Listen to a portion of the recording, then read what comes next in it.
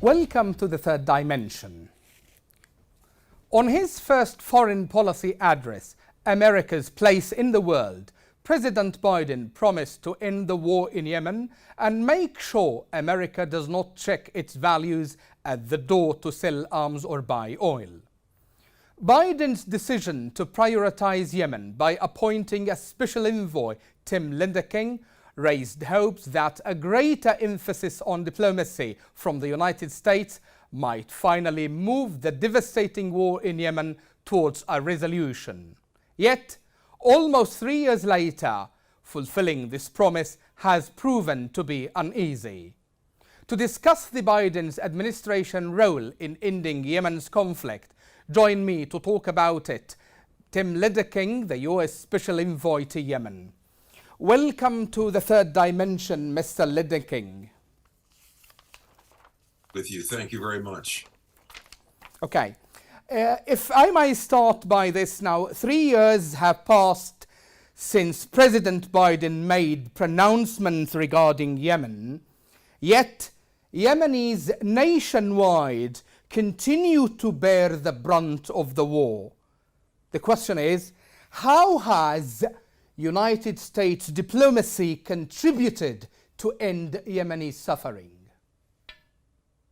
I think it's a great question. And in fact, it's less than 2.5 years since that pronouncement. And I think the progress that we in the international community, and indeed, I have to say the conflict parties have made is quite significant. When President Biden came into office just over 2 years ago, the war was raging in Yemen. There were cross-border attacks taking place at the pace in 2021 of more than 400 attacks from Yemen. There were airstrikes from the Saudi-led coalition into Yemen. There was very high loss of life, destruction of infrastructure. A lot of that has stopped. And I think that is a huge development. That's not to say, though, that the war is over. But there has been, in fact, a truce in place, if not officially, unofficially, for more than a year. There have been no cross-border attacks in either direction since March of 2022. That's more than a year. And there are elements of the truce which I think are making a tangible and very positive impact on Yemenis. Sana'a Airport opened for the first time for commercial flights since 2016. Oil and other commodities moving into Hodeidah port at an unprecedented level since the conflict started. The ability of Yemenis to move about their country, to have access to these flights, which gives them medical care in Jordan and other countries, the ability to meet with their families. Let the Yemenis themselves pronounce on this. It's not up to me or the United States to say that these are profound changes, but I think if you ask them, they will say that these are very important changes. We would also agree, though, that more needs to be done, and that is to get to a UN-led process that brings a durable ceasefire and that gets to really the crux of the matter, the crucial matter, Yemeni talks about the future of their country. And we are determined in this administration to support every effort to get to that point. Yes. Talking about all these achievements, Mr. Lindeking, and I agree with you on most of them, And adding to this, in one of your previous briefings, you said, we are in it to the end. It is not just to have another ceasefire and a short over process.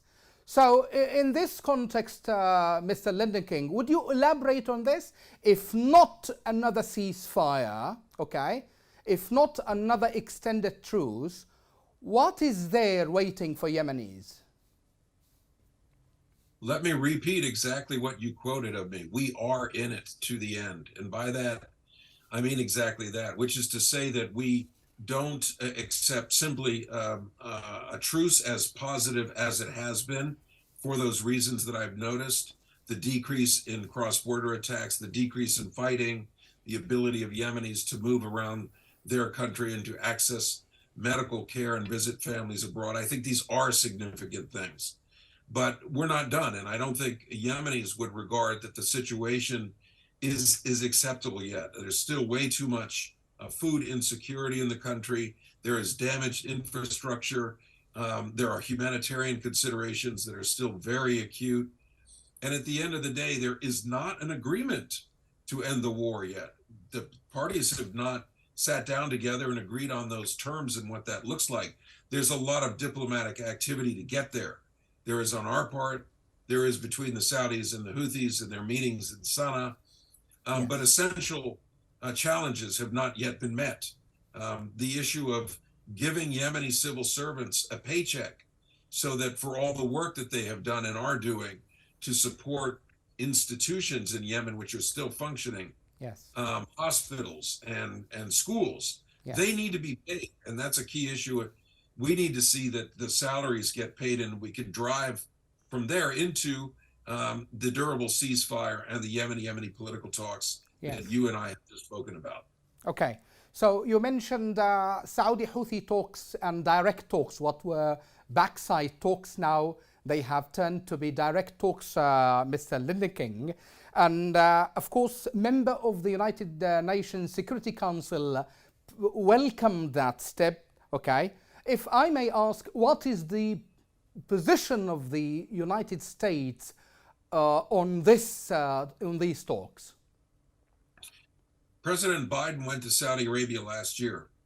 Secretary of State Tony Blinken is in Saudi Arabia as we speak, Yes. meeting with the Saudi leadership and the Yemeni leadership to push forward, a very positive agenda on resolving this conflict. But our position simply is that the elements of the truce, while well and good, need to be solidified. And the fact, I think, when President Biden went to Saudi Arabia last year, that he was able to speak to the Crown Prince and the Saudi leadership about the importance of direct engagement with the Houthis. That has taken place. And that has moved the gaps, I think, closer between those two sides. Yeah. But we also would say, as the United States, the Saudi and Houthi conversations that have taken place, very important back-channel talks, they themselves cannot resolve the conflict. They can make progress and address essential stumbling blocks, and there needs to be compromise on both sides. We need to see that.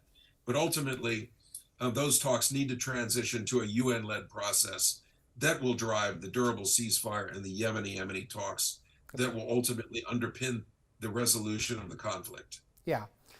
On the same context, Mr. King, so there are fears among anti-Houthi factions that such talks can undermine their role, and here I talk about the PLC and the Yemeni government. How do you react? Well, that is definitely not the intention, and that is not an acceptable outcome, in fact, of these talks. We see that these, and maybe the Saudis or the other side don't refer to them as talks, but let us, for the sake of ease, use that word. These back-channel conversations are meant to close the gaps between these two sides. Now, ultimately, Yemenis themselves have to make the key decisions about, very important issues, governance inside Yemen, the important issues that have been raised about the role of the South and the place of the South in Yemen. These are the distribution of resources. I mean, Yemen has some very important resources and capabilities to produce oil and natural gas that are not being utilized. And these are the backbone of Yemen's economy. These need to be able to produce resources again for Yemen's economy. So we want to see the pivot, if you will, to the Yemeni political talks as soon as possible to get at these core issues. Outsiders cannot determine these issues. This is for the Yemenis themselves to decide. Okay. On May the 17th, you received Mr. Gromberg and his team in Washington, D.C. Okay.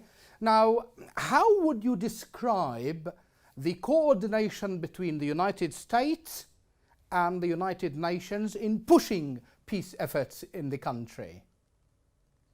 Well, I'm glad you raised that visit because Hans Grunberg, the UN envoy, did indeed visit Washington. He met with senior American leaders, the Secretary of State, the National Security Advisor, and there's unqualified support for the UN efforts and for his efforts in particular. We are in full support of the work that he is doing to try and bring the sides together, whether it's the Yemeni political talks, the prisoner releases that we saw in April, 900 prisoners released. There are more that need to be released. Important talks on the salary payment issues and other stumbling blocks, if you will, that have prevented the Saudis and Houthis from reaching an agreement. We want to support the UN in driving these forward. Indeed, we want to support Saudi Arabia and the Houthis in driving these conversations forward so that the Yemeni political talks can actually resume. So we are in full coordination with the UN almost on a daily basis to help support his efforts. Okay. Now, if we move to Iran, and on your last digital briefing on the 11th of the last month, okay, you said Saudi Arabia and Iran rapprochement hasn't stopped Tehran from sending weapons to the Houthis. How would you assess Iran's role in fueling the Yemeni conflict? I think over the past years, Iran has fueled the conflict in violation of UN Security Council resolutions endorsed by the international community to prevent the smuggling of weapons from Iran by whatever means into Yemen. And we're very hopeful that the agreement that the Saudis and the Iranians have reached would put an end to that type of smuggling. And I think it's early yet to say that box has been checked. That is an activity that Iran engaged in for many years. But we do hope that Iran will fulfill its commitment to Saudi Arabia to end the smuggling and also to support in very direct ways the political process. That is to lend its support, in fact, to the statements that Iran has made welcoming the truce and welcoming a political process. Is it actively working to support that? These are the two areas that we'd like to see Iran address, and that I think would be welcomed by the United States and indeed by the world community. Okay, so if we now turn to the issue of the hour, that is Safar oil tanker, Mr. Liddeking, and of course the international community has made significant progress in this file, of course, with the support of the United States.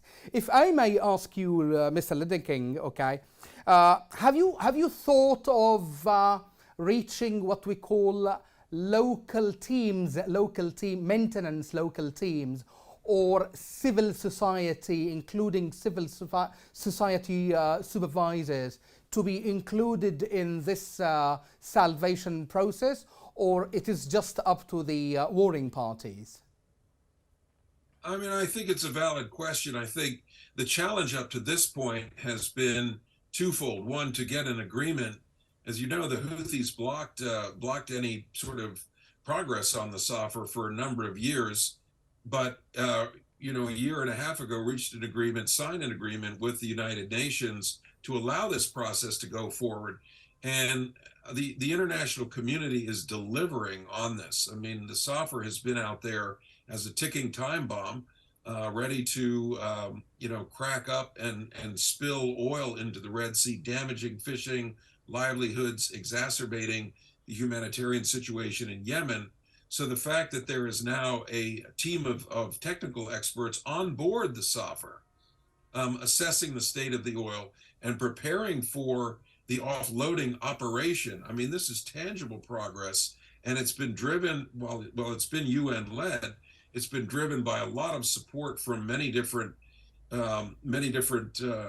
areas, not only countries such as ourselves, which have donated or pledged $10 million for this effort, but Saudi Arabia, the Netherlands, the UK, the private sector has come forward. Environmental groups have been supportive. So this effort is finally coming to conclusion. We hope it will be a safe and very secure one in the coming weeks, that oil can be offloaded.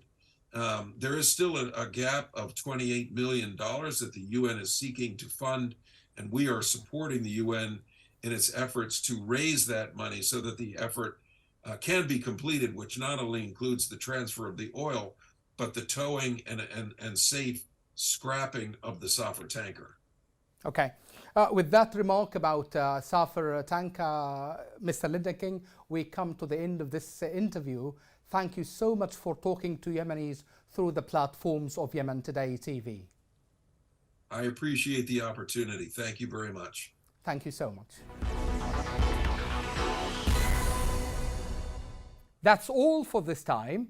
See you next week with a new edition of The Third Dimension.